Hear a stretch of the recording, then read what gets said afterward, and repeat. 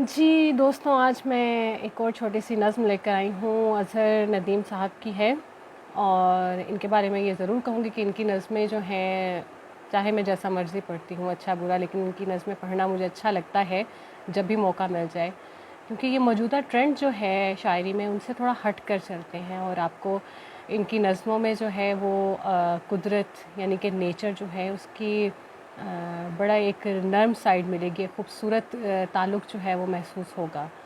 तो इनकी 3 किताबें अब तक आ चुकी हैं। आप ज़रूर कोशिश कीजिए कि उनको पढ़ के देखिए, आपको मुख्तलिफ़ लगेंगी और बेहतर भी लगेंगी। बहरहाल इनकी ये नज़्म जो है मैं अभी शुरू करती हूँ। चलते चलते थक जाते हैं बादल, रस्ते, दरिया, पेड़, परिंदे, मौसम, आखिर सारे ही सो जाते हैं। खो जाते हैं लोग कहीं आवाज़ों वाली, यादें चुप हो जाती हैं।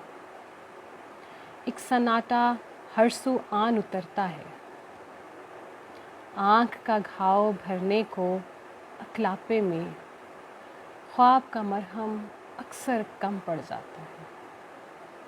आँख का घाव भरने को अकलापे में ख्वाब का मरहम अक्सर कम पड़ जाता है।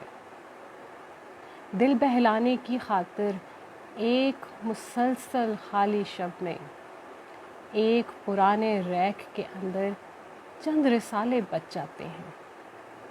वक्त की आरी से कटने को सिर्फ किताबें रह जाती हैं। नज़्म का उन्वान भी यही है, सिर्फ किताबें रह जाती हैं। शुक्रिया।